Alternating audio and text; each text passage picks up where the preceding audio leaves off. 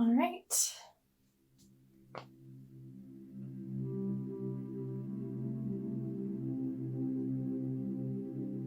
Nice to see you again. It's been a while.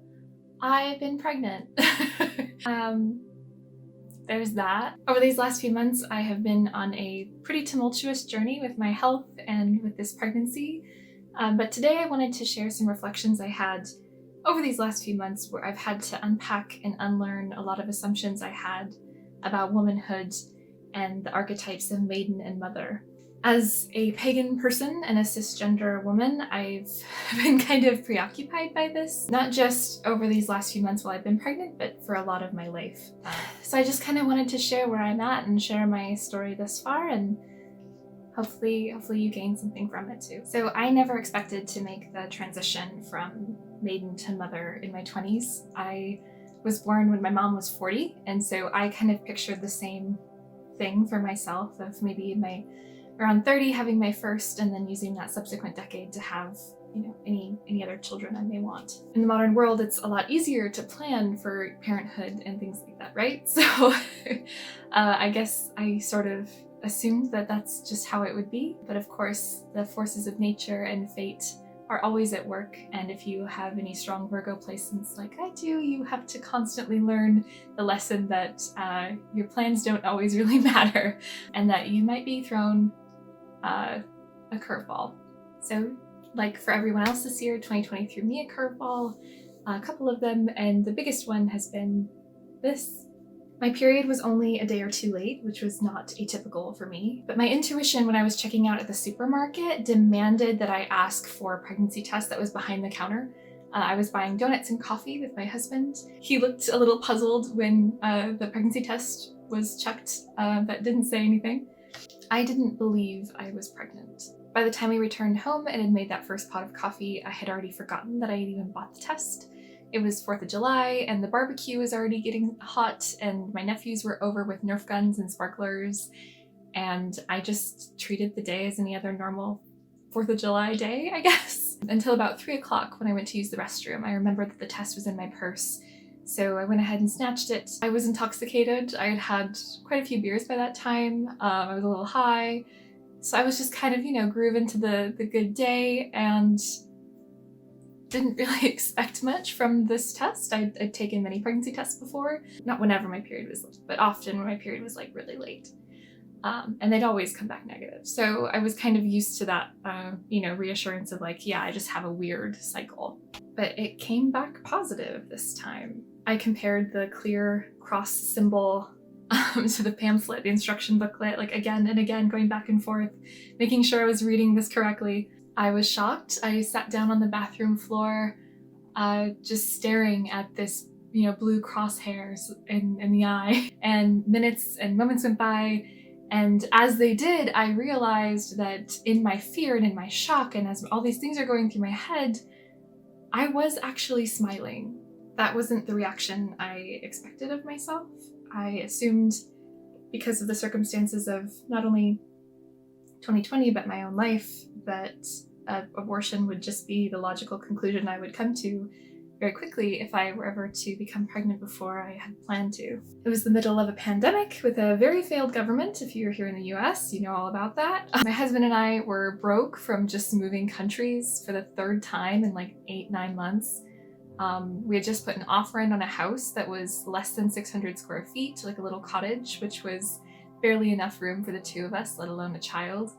It just didn't seem like the right time, of course, right? Logically, there was just no reason to go through with it, I guess. But I was smiling at that result. You may be hearing my cat. Let me bring him up here. So though intoxicated from IPAs and marijuana, I felt this clarity come over me that was a lot like how people describe, when they meditate and they have some sort of transcendent experience that allows them to like lift up and look outside themselves. I had that moment on the bathroom floor. It was like someone put an Instagram filter on my vision, and my perceptions of reality just kind of shifted in a few moments.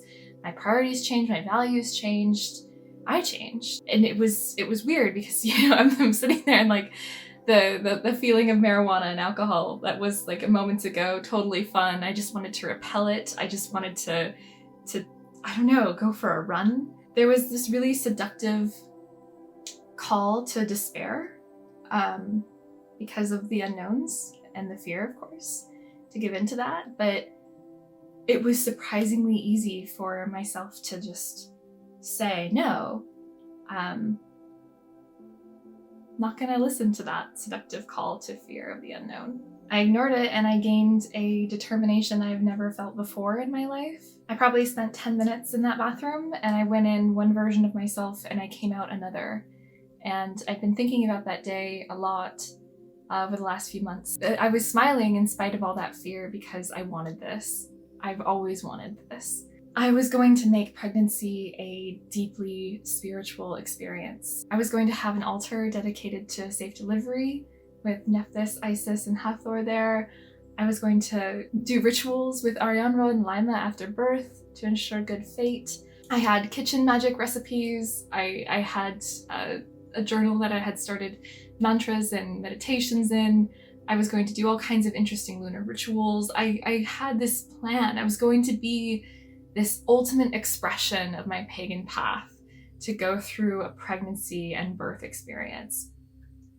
I guess to me it was like these 9 months were going to be my transition from being that crescent maiden symbol into that full moon, that mother archetype. And I wanted to be present for every moment of it. I wanted to be intentional for every moment of it. If the maiden is a flower bud, I wanted to bloom and be aware of every stretching petal and make it a very conscious experience. I was also going to share that journey here and on YouTube. But within 2 weeks of that positive test result, I became a hollow shell, where I didn't really have access to my body anymore. My first 22 weeks of pregnancy were completely soaked in HG. It's fairly common, like 1 to 2% of pregnant women experience this. It's a reaction to the hormones that your body produces. And so I was bedridden, losing weight. I was unable to eat or drink. I didn't even have the strength to sit up in bed and read a book. It was just vomiting or sleeping, and that was completely it. That was my entire experience of life. I felt like I lost 4 months of myself. I mean, it was already hard enough to lose a whole year to COVID. You know, all people's plans and ideas and goals, a lot of people, their livelihood even was washed away. So that I was already dealing with that, I suppose. But then that was a 4-month period of not even being consciously aware of being alive, basically. You know, we had just moved into this house, this little cottage, and to this moment right now, boxes are still just fully packed. Nothing's been touched. Half the walls in this house are only half painted, because it just happened so suddenly where I was immobilized. My husband took over everything household related for months while I slept. All my dreams of being this spiritually present person for my pregnancy just had to go away because I couldn't even focus on my physical health, let alone my spiritual health.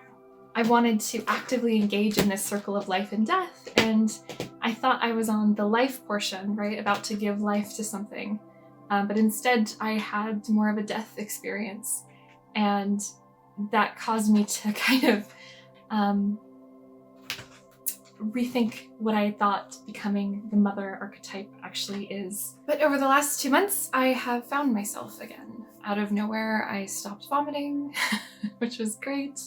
And I was suddenly hungry and thirsty and able to put on some pounds, able to not only do dishes, but also cook myself a meal. I could smell food. I was able to sit up in bed and read. I was able to go to the grocery store and walk around for an hour. It's been an amazing couple months of just feeling like I have my body back. Just the fact that I can shave my legs and wash my hair is just rapturous. I cannot express how good it feels to wash your hair after months of not being able to tolerate even unscented shampoo. So while I'm grateful, ecstatic even to have my body back, I remained disappointed by my immobilization and the inability to pursue the spiritual growth and practices that I had planned to have this pagan pregnancy. The transition of maiden to mother as a cisgender woman is something that I have sort of idolized since I was young. It seemed to me to be this sort of transformative experience where a girl goes from being young and naive to wise and all-knowing, like compassion incarnate. And I knew in the back of my mind that, just becoming a mother is not necessarily the ticket to that, but I thought it could be. And pregnancy seemed to me to be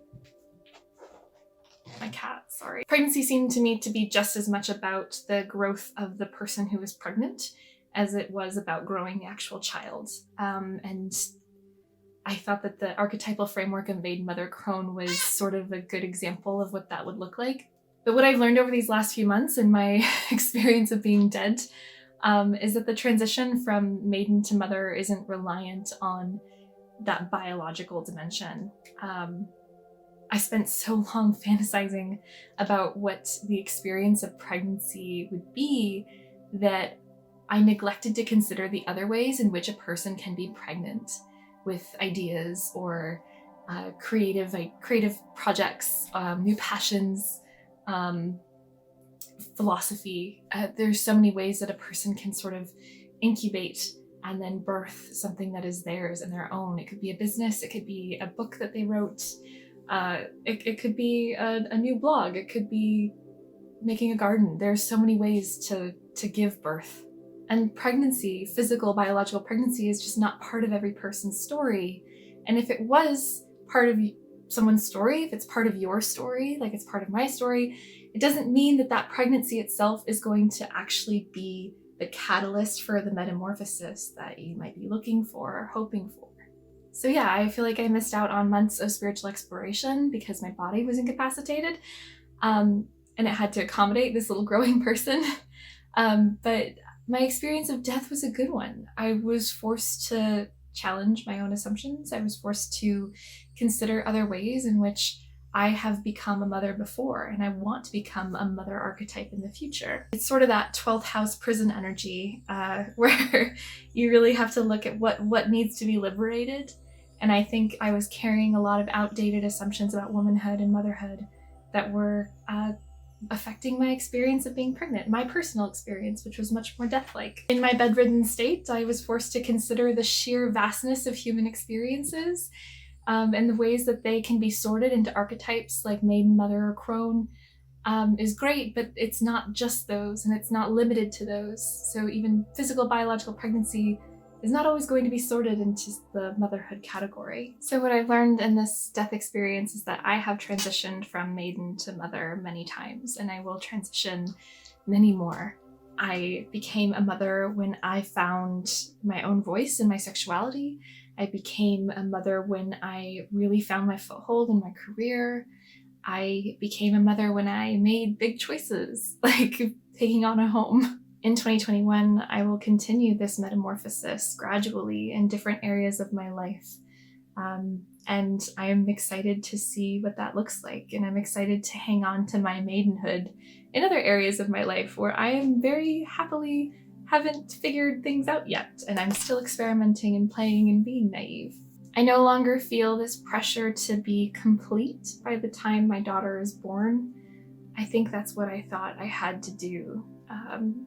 From that maiden to mother piece. Maybe that's why I thought age 30 was the right time to do it, because by then, when you're in your 30s, you have everything sorted. I'm excited to see how a biological pregnancy impacts my sense of self, but it's not the only life event that is doing that. It's not the only thing that is culminating into all the things that I am. Thank you so much for watching this life update / journal / reflection type video. I appreciate you checking back in after I've been away for a while. If you're new around here, hi, my name's Sarai.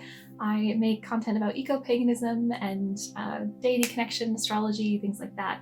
Spiritual woo-woo things. But now that I am free from the shackles of HG and doing much better and much healthier, I hope to be back around on YouTube a bit more, and you will hopefully be seeing me again in a couple days. I have some maternity leave coming up, And I'm very excited to turn all of the writings I've been doing over the last few months into video content. So I hope to see you soon, and I hope you're doing well. I hope your loved ones are healthy, and I hope you're taking care of your mental health as well as your physical health to the best of your ability.